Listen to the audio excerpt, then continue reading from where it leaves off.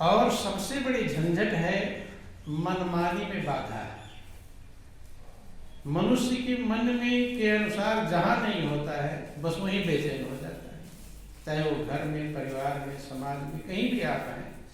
आपका मन जो कह रहा है और उसमें कोई रुकावट डाले, बाधा डाले, तो वही तो झंझट होती है। वही आदमी दुश्मन बन जाता है, लड़ाई झगड़ा चालू हो जाता है। किसमें? मन जो कहता है उसमें बाधा डाले। और जब गुरु की शरण में गए हैं तब तो वहां क्या किए हैं? वहां मन को ही बाधा में डाले हैं।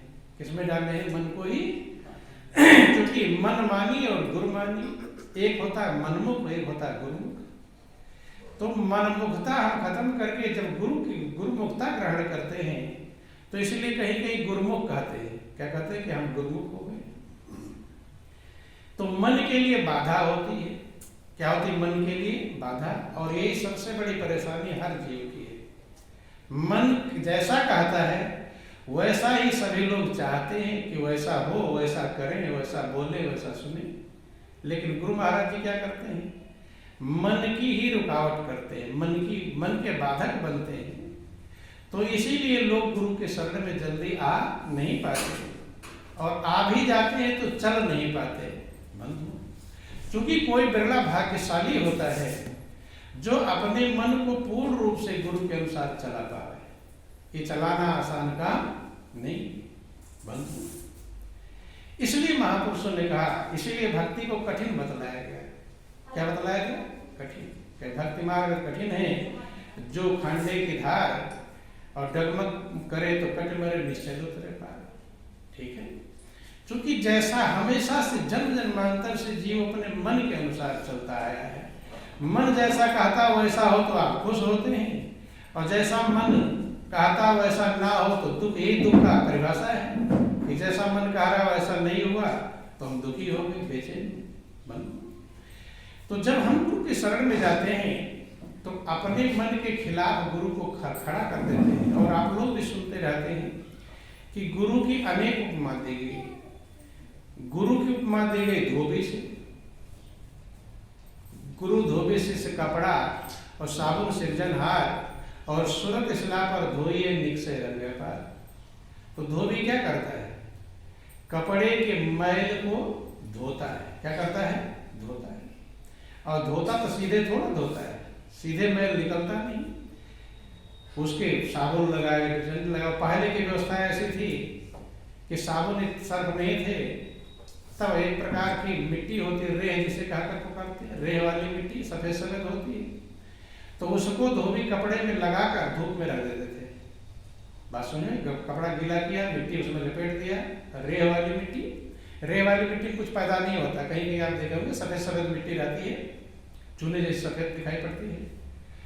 तो धूप में रख दिया, भिगा दिया, थोड़ा गल जाता था उसका मैल। फिर उस कपड़े को पत्थर या लकड़ी का पाटा होता था, लंबा सा पटा सा होता था, तालाब में हमने देखा है, आप लोग भी देखे होंगे।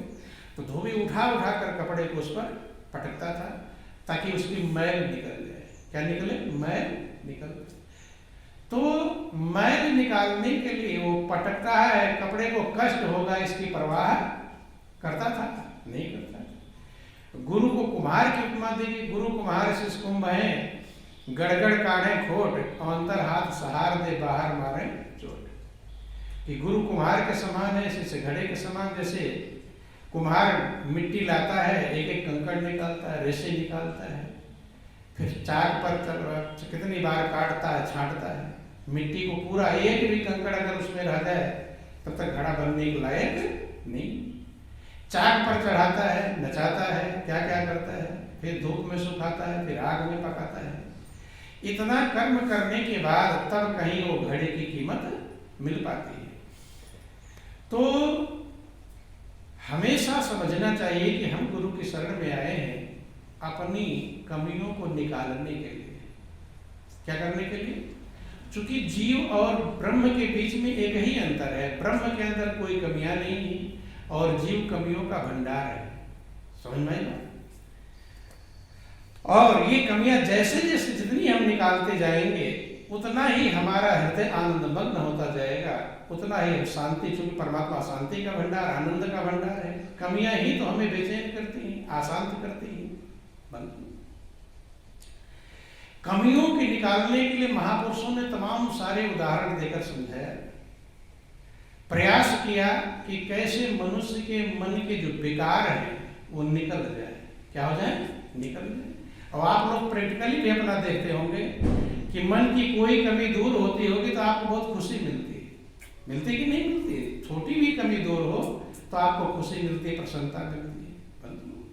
कमी ही बाधक है, बाधा है जीव और परमात्मा के बीच में। इसलिए सब महापुरुषों ने स्वयं उदाहरण ऐसा पेश किया और लोगों को समझाने का प्रयास किया कि ताकि, और उसमें सबसे बड़ी चीज है कि हम ये समझ जाएं कि मेरे अंदर कमियां हैं। क्योंकि हमारा मन यही नहीं समझ पाता कि हमारे अंदर कमियां मौजूद है। हर व्यक्ति अपने आप को अच्छा समझता है। क्या समझता है? अच्छा। एक कमी वाला कोई समझता है? समझने को कौन कहे? किसी ने कहा दिया तो लड़क जाते हैं उससे। कोई आपकी कमी बता दे, है भी मौजूद और आप जानते भी हैं, लेकिन उसको फटकार आप लगाते हैं। क्या लगाते हैं? फटकार। क्योंकि कमियां सुनना पसंद नहीं, लड़ते हैं, झगड़ते हैं। कमी रहते हुए भी मनुष्य अपनी कमी को स्वीकार नहीं करता बंधु। क्योंकि ये मन है, ये मन ये नहीं सोचता मैं कमी वाला हूं, मन सोचता मैं तो अच्छा हूं। और ये सबसे बड़ी भूल है। जिसको ये समझ में आ जाए कि मेरे अंदर कमियां हैं, वही तो दूर करेगा, वही तो निकालेगा। अब हमारे पीठ में कालिख लगा हुआ लेकिन ना पता हो तो कब क्या निकालेंगे? पता होने पर ही। वास्तव में जो हमारी कमियों को बतलाता है, उससे बढ़कर हितैषी हमारे लिए संसार में कोई भी नहीं। वो सबसे बड़ा हितैषी है जिससे हम लड़ते हैं, झगड़ते हैं, नाराज होते हैं। और वो क्या है? वो हितैषी है। भाई पीठ में कालिख लगा, जा रहे शान से, अब लोग हंस रहे हैं लेकिन पता नहीं क्यों हंस रहे हैं। और किसी ने बता दिया कि आपकी पीठ में कालिख लगा होगा, तो बताने वाला अच्छा है कि खराब? क्या है? बताया तो हल्का फुल्का झाड़ेंगे तो थोड़ा कम हो जाएगा, और मौका मिला धो लेंगे तो साफ। बताने वाला तो बहुत धन्यवाद का पात्र है, लेकिन हमारी प्रवृत्तियां उल्टी होती हैं। जैसे ही हमारी कोई कमी को, आपकी कमी को कहेगा, हाँ मीठा मीठा आपके साथ उसे चापलूसी कहते हैं। आपके अंदर वो गुण ना हो लेकिन आपको कहे आप बहुत अच्छे हैं, ऐसे हैं, वैसे, तो मन पूरा गुब्बारा बनकर हो जाता है कि बहुत अच्छा है, तो मेरे लिए बहुत अच्छा है। नहीं समझ में? ये मन का उल्टा स्वभाव है। मन खुश होता है कि देखो मुझसे बहुत प्रेम कर रहा है, और कमी किसी ने बता दिया तो मन बिच्छू के डंक की तरह खड़ा हो जाता है। इसने मुझे कैसे कहा दिया? नहीं समझ? मैं तो अच्छा हूं, तुमने मुझे कैसे कहा दिया? बंदो ध्यान देना। बोलिए प्रेम से गुरुदेव महाराज की। और कमियों को दूर करने का सबसे महान उपाय जो महापुरुषों ने बतलाया, उपाय तमाम है, लेकिन सबसे बड़ा उपाय जो महापुरुषों ने समझाया वो उपाय है कि अपने आप को एकदम तुच्छ समझ ले। क्या समझ ले? तुच्छ माने में सबसे छोटा में, या ना होने के बराबर समझ। मैं कुछ नहीं हूं, कुछ नहीं हूं ये समझना कठिन है कि मैं कुछ नहीं हूं। वैसे मन अहंकारी बना रहा था, मैं ये हूं, मैं वो हूं अपने गुणों के अंदर। लेकिन महापुरुष कहते या तो ये समझ ले कि मैं सबसे तुच्छ हूं, और जब सबसे तुच्छ अपने आप को समझेंगे फिर झंझट नहीं हो पाएगी। जैसे हम एक दूसरे से अच्छा समझते हैं, बस वही समस्या खड़ी होती है। और कारण जैसे अभी भोजन कर रहे हैं लोग, तो एक आदमी खाकर आपको थाली दे दे कि लो माजो, तो कैसा लगेगा? अच्छा लगेगा? खराब? अपने दिल से पूछो, सोचो कि ये मैं खा भोजन कर रहे, भोजन कर रहा, मुझे क्यों थाली दे दी? नहीं समझ में। लेकिन जिसने आपको थाली दिया है और आप अगर उसकी थाली को मांजेंगे तो आप उसके पुण्य की कमाई को प्राप्त करेंगे। क्या करेंगे? पुण्य की कमाई को प्राप्त करेंगे। लेकिन आप लोग भगवान कृष्ण की कहानी सुनते हैं, युधिष्ठिर के यज्ञ में भगवान कृष्ण ने सबसे छोटी सेवा लिया। सबके जो आगंतुक आ रहे हैं यज्ञ में, उनके चरण धोने की सेवा लिया। पहले चरण धोए जाते थे, आज की व्यवस्था ऐसी नहीं, बदल गया। पहले कहीं कोई मेहमान रिश्तेदार भी आता था तो उसके पैर धोते थे। जैसे आप सुनते हैं कहानी कि भगवान कृष्ण के यहाँ सुदामा गए तो सुदामा का कृष्ण चरण धो रहे हैं। उसके बीच तमाम कारण है। एक तो सेवा प्रेम भाव का है, दूसरे पहले लोग पैदल चलकर आते थे तो धोते तो गर्म, ठंड है तो गर्म पानी धोते धोते वो थकान वकान सारी वो थका मादा था, वो थक जाती थी। और प्रेम भाव, स्वागत सत्कार, और जो धो रहा है वो छोटा बन गया, उसका अहंकार नहीं है। समझ में आई बात? तो इसलिए मेहमान को भी भगवान का स्वरूप कहा जाता है। भगवान का स्वरूप समझेंगे तभी तो उसके चरण धोएंगे। अब भगवान कृष्ण सुदामा के चरण धो रहे हैं, अगर वो ये विचार करते कि मैं तो भगवान हूँ, ये तो है सुदामा है, चरण धोते, उसको खुद से बड़ा समझकर ही चरण धोते। इसीलिए अतिथि देवो भव, अतिथि को देवता कहते थे। क्या कहते थे? मातृ देवो भव, माता को देवता, पितृ देवो भव, आचार्य देवो भव, अतिथि देवो भव। ये शास्त्रों में वर्णन आया कि उनको देव स्वरूप समझो। किसको? भाई माँ की सेवा कब करोगे आप? जब आप उनको देव समझोगे, देवता के समान समझोगे। देवता का मतलब समझ लेना, जो कुछ आपको दे वही देवता है। दे सो देवता है।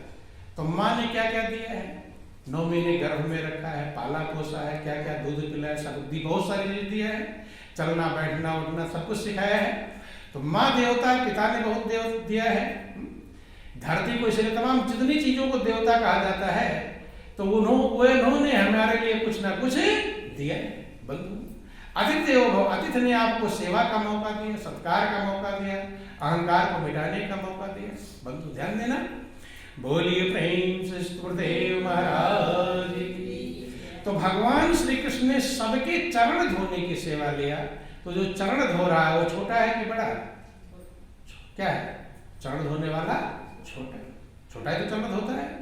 इसलिए वो शिक्षा दिया कि जैसे मैं सबके चरण धो रहा हूं, अपने आप को छोटा गिन रहा हूं, यही शिक्षा आपको भी लेनी चाहिए कि आपको भी खुद को सबसे छोटा समझना चाहिए। और छोटा समझ ले, झंझट होगी कभी तू मैं होगा, झंझट छोटा समझने भी झंझट गायब हो जाएगी। तो दोनों में लड़ाई क्यों होती है? वो कहते नमक नमक से नहीं खाया जाता। वो कहता मैं ऐसा हो, कहता मैं ऐसा हो, तूने मुझे ऐसे कहा। ध्यान देना। तो छोटा बनने के लिए छोटा शिक्षा दिया। अगर ये कहानी आप सुनते, कोई भी हम कहानी सुने, हम उस जैसा बनने का प्रयास करना चाहिए। सबके जूठे पत्थर उठाने का कार्य किया किसने? भगवान कृष्ण ने। क्योंकि जूठे पत्थर उठाना छोटा काम है बंधु, लेकिन छोटी सेवा ही महान बनाती है बंधु। तो अभी हम कह रहे थे कि आपसे कोई खाना खा रहा हो, दे दे कि लो मेरी थाली में जो, तो शायद आपका दिल खुश नहीं होगा। अपने दिल से पूछो है। और छोटा हो आपसे, तो छोटी जाति का हो तो और झंझट हो जाएगी। जिसको आप अपने आप से छोटा समझते वो दे दे तो झंझट खड़ी हो जाएगी। जबकि वो क्या कर रहा है सही में, तो जिसके आप बर्तन मांजेंगे उसके पुण्य की कमाई आप लेंगे। क्या लेंगे? वो तो तुम्हारे पुण्य को बढ़ा रहा, लेकिन तुम्हारा मन नहीं समझ पाता। अब वो समझ रहा, देखो ये इतना छोटा होकर मुझे बर्तन मांजने की सेवा देगी। बंधु ध्यान देना। दूसरी चीज ये है, कभी हम भोजन करते हैं, चाहे अपने घर में चाहे दूसरे घर में, एक दाना भी उस थाली में बचना नहीं चाहिए। कम लो, कम खा लो, ठीक है, लेकिन ज्यादा हो गया तो नुकसानदेह। वो उसी दाने का हिसाब लगा ले भगवान, तो तभी लोग भूखे रह जाते हैं। बाद में क्या होता है, कहते अब खाना बंद हो गया है। क्योंकि भगवान तो हिसाब से दिया है पूरे जीवन भर का खाना, अब तूने बर्बाद किया इधर उधर, तो बाद में भूखो रह जाओगे, बंद हो जाएगा, खा नहीं पाओगे। इसलिए महापुरुष कहते हैं कि एक विधान है। कहीं कहीं आप साधु संतों को देखेंगे, भोजन करने के बाद थाली को पानी डालकर धोकर पी लेते हैं। क्या करते हैं? पी लेते हैं, ताकि उसमें जूठन कूठन भी बर्बाद ना हो, बेकार ना जाए। उसमें एक जूठन भी लगा होना नहीं चाहिए। चलो पियो मत, ना पीने लायक हो, लेकिन छोड़ो तो मत, उसमें बर्बाद तो मत करो। क्योंकि एक एक अन्न जो प्रभु ने दिया है वही आपके जीवन को चलाता है। आपको जो भी प्रभु ने दिया है उसको बर्बाद करने का आप अधिकारी नहीं। बर्बाद कुछ भी समय दिया उसका बर्बाद करेंगे तो वो कर्म का फल आपको भुगतना पड़ेगा। अन्न दिया है उसको बर्बाद करेंगे तो आपको कर्म का फल भुगतना पड़ेगा। इसलिए महापुरुष समझाते हैं इस बात को कि ये फार्मूला ऐसा फार्मूला है। महापुरुषों ने कहा छोटा बने जो सो हरि पावे। कहना नहीं कि मैं छोटा हूं, कहना भी बड़ा बनना है। नहीं समझना, कहते अरे हम तो किसी लायक नहीं। ये लोगों से कहकर क्या होगा, अपने मन से कहो इस बात को। नहीं समझ में? तो लोग किससे कहते हैं? लोगों से कहते हैं। तो ये कहने में भी अहंकार है कि ताकि ये देखे देखो ये छोटा अपने आप को बन रहा है। छोटा बनना नहीं, होना। बनना अलग है और होना अलग चीज है। इसलिए अगर कुछ कहना है तो अपने मन से कहो, लोगों से मत कहो कि मैं किसी के लायक नहीं हूं, मेरे कुछ भी नहीं है, मैं कुछ नहीं जानता। मेरे और मन जान रहा है कि तुम बहुत कुछ जानते हो। नहीं समझ रहा है? वो बाहर से तो कह रहे हैं मैं कुछ नहीं जानता, अंदर से मन क्या जान रहा है कि तुम सब कुछ बहुत जानते हो, ज्यादा होशियार बंधु। तो इसलिए हमेशा अपने आप को कुछ भी नहीं हो, है सही में कुछ भी नहीं है भी नहीं तो धोखा है जो अपने आप को समझ लेते हैं। क्योंकि हम अपना अगला कदम बढ़ाने लायक भी नहीं है, अगला श्वास लेने लायक भी नहीं है, अभी यही लेट जाए तो उठने लायक भी नहीं, रात में सोते हैं इस लायक भी नहीं, सवेरे जग जाएंगे। बताओ, कभी किसी ने सोचा कि अब मैं लाओ जगूं? जग जाते हैं तो उठने के लिए भले सोचते हैं, लेकिन ऐसा नहीं कि सो रहे हैं, सोते सोते सोचे कि अब लाओ मैं जग जाऊं।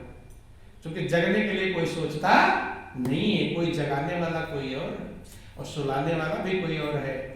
आपको नींद किस समय आती है ये आपको कंफर्म नहीं होता है। होता है कब नींद आई है, क्योंकि नींद लाने वाला भी कोई और है, जगाने वाला भी कोई और है। आप भोजन करते हो, पचाने की व्यवस्था भी अलग है, इससे रक्त मांस मज्जा सब बनेगा, ये भी व्यवस्था है। तो इसलिए अपने आप को बिल्कुल कुछ ना होने के बराबर समझ ले कि मैं कुछ नहीं। और हर कदम कदम पर, चूंकि गुरु के शरण में जाने का मतलब है कि हम अपनी कमियों को दूर करें। और अगर हमारी कमियां दूर नहीं हुई, देखो जैसे हमने आपसे पूछा कि आप गुरु के शरण में क्यों आए हैं, तो आप आज तक नहीं विचार कर पाए क्यों नहीं आए। हर बात को हमें कंफर्मेशन होना चाहिए, क्या जरूरत है मैं गुरु के शरण में जाने। बंधु, उद्धार भी तभी होगा जब आपकी कमियां दूर होंगी। नहीं समझ में? भवसागर पार होगा तो आपके विषाद का जड़ एक ही है कि हमारे विकार दूर होते। भाई चावल या दाल में कंकड़ मिले होते हैं तो उसका क्या कारण है? बनाने लायक नहीं, कहे बनाने लायक नहीं है, फिर क्या कहे कंकड़ निकाल। कंकड़ निकालते निकालते निकालते चावल तो सही है, चावल में कुछ दिक्कत नहीं, जो उसमें मिक्स किया हुआ है, मिला हुआ कंकड़, बस वो खतरा है, वो झंझट है। वो निकल गया, चावल तो चावल था। महापुरुष कहते हैं कि आपके अंदर जो कामनाएं हैं, जो जो जो मन चाहता है, मन का चाह ही दुख का कारण है। और जैसा चाहता वैसा नहीं हुआ फिर बेचैनी चालू हो जाती है। तो दुख का कारण क्या हुआ? चाह ही है कि जैसा चाहते हैं वैसा ना होना ही दुख है। बंधु, महापुरुष कहते हैं कि चाह चूहड़ी चमारनी और चाह नीचन की नीच, और तो पूर्ण ब्रह्म था जो चाह न होती बीच। चाह ही सबसे छोटी है, आप तो पूर्ण परमात्मा हो। चाह के कंकड़ निकाल दो। क्या कर दो? चाह रूपी कंकड़ निकाल दो। और जिसकी चाह जितनी ज्यादा इच्छाएं हैं, ध्यान देना, वो उतना ही ज्यादा बेचैन रहेगा। और जितनी जिसकी इच्छाएं कम हो गई हैं वो उतना ही शांति पाता है। इच्छाएं ही कम है तो बेचैनी कम आएगी, और इच्छाएं ज्यादा है, ये मिल जाए, वो मिल जाए, वो मिल जाए। तो महापुरुष कहते हैं कि प्रभु की भक्ति के लिए लोगों ने घर बार छोड़ दिया। राजपाट, राजाओं कहानी आप सुनते हैं, राजपाट छोड़ दिया। क्यों छोड़ा? जानते हैं भक्ति सबसे बड़ी कीमती चीज है। महापुरुष का तो राजपाट छोड़ना आसान है, पत्नी पुत्र को छोड़ दे, पत्नी पुत्र को छोड़ना आसान है, लेकिन आपके मन के जो विकार है, मान बड़प्पन पाना, कि कंचन तजना सहज है और सहज त्रिया काने, मान बड़ाई ईर्षा तज नाए। कंचन माने धन दौलत छोड़ के गुस्सा आ गया, लड़ाई झगड़ा हो गया, घर द्वार छोड़ के चले जाते। पत्नी का मोह भी खिंचाता नहीं हुई छोड़ देते। लेकिन कहते मान बड़ाई ईर्ष्या, घर छोड़कर वहीं जा सकते हो, पत्नी को छोड़कर जा सकते हो, पुत्र को छोड़कर जा सकते हो, लेकिन मान बड़ाई ईर्ष्या ये तो जहां जाएंगे वही साथ में जंगल भी चले जाएंगे। देखो साधु महात्माओं में लड़ाई होती रहती कि नहीं, क्योंकि वो साथ में ही जाते, मन के रोग हैं, वो साथ में जाते हैं। बड़प्पन पाना सबको पसंद है, छोटापन बनना ठीक। महापुरुष कहते ठीक उल्टा रास्ता है, उल्टा जिधर मन कह रहा उसका ठीक उल्टा चले जाओ, बस वही रास्ता है। एक ही रास्ता, मन क्या कहता है, हमें बड़प्पन मिले, सम्मान मिले, हमारा आदर हो, ठीक उसका उल्टा चल पड़ो तो मंजिल में आसानी हो जाए बंधुओं। इसलिए आप सुनते कहानियां कि भगवान विष्णु के सीने में भृगु ऋषि ने लात मारा था। क्या मारा? लात। महापुरुषों ने हर उदाहरण पेश किया ताकि आपको समझ सकें। लोग कहानियां सुन लेते हैं, गा लेते हैं, लेकिन अपने लिए नहीं कि मेरे लिए भी एक फार्मूला है। भाई उन्होंने लात मारा, लेकिन भगवान विष्णु को क्रोध नहीं आया। आपको कोई बात ही मार दे तो क्रोध आ जाता है, और तो लात है, पैरों से मारा। लेकिन उन्होंने उनके चरण सहलाने लगे कि वज्र से ज्यादा कठोर मेरा सीना है और आपके कोमल चरण हैं, आपके चरणों में चोट तो नहीं आ गई। जब ऐसा भाव है तो क्रोधी का क्रोध रहेगा, अपने आप ही शांत हो जाएगा बंधु। अर्थात कहने का अभिप्राय यह है कि मान उनके अंदर नहीं था। किसके अंदर? भगवान विष्णु के अंदर। ये सब हमें मिटाने के लिए हम अपने मान को मिटाएं। मान बड़ाई ईर्ष्या, इसीलिए गुरु दरबार में पहले राजा महाराजा लोग जाते थे तो सबसे पहले मान ही मिटाते थे। ये सबसे बड़ी समस्या है, ये झंझट है ज्यादा। चूंकि गुरु के दरबार राजा भी वहीं बैठेगा, चपरासी भी वहीं बैठेगा, ऊंची जाति वाला वहीं बैठेगा, छोटी जाति वाला वहीं बैठेगा, तो वहां झंझट रहते लोगों को। और कभी कभी दरबार में भी समस्या हो जाती है लोगों को, किसी ने कुछ कह दिया तो अकड़ जाते हैं, लड़ जाते हैं। क्यों? क्योंकि मान हमारा जो विकार है, हमारा जो अहंकार है, वो सोचता है इसने मुझे कैसे कह दिया। आपको किसी ने कहा दिया चलो ये काम करो, तो वो सोचता मुझे क्यों कहा रहा, खुद ही कर लेता। वो तो तुम्हें सेवा का मौका दे रहा है, धन्यवाद का पात्र है, वो दे रहा है तुम्हें, लेकिन आपका अहंकार रोकता है कि खुद नहीं कर रहा, मुझसे कह रहा, चलो नाली साफ करो, चलो ये करो। ध्यान बोलिए प्रेम से गुरुदेव महाराज की।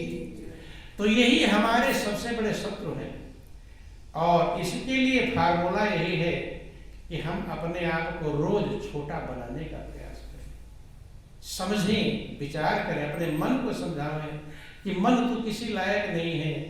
जब मन के विकारों को बताएं, मन न छोटा बनना चाहे तो क्या क्या आपके अंदर कमियां वो दिखाओ कि देख तेरे अंदर ये कमियां छोटा है, ये कमियां। मन को जब कमियां दिखाएगा तो मन अपने आप हार जाएगा।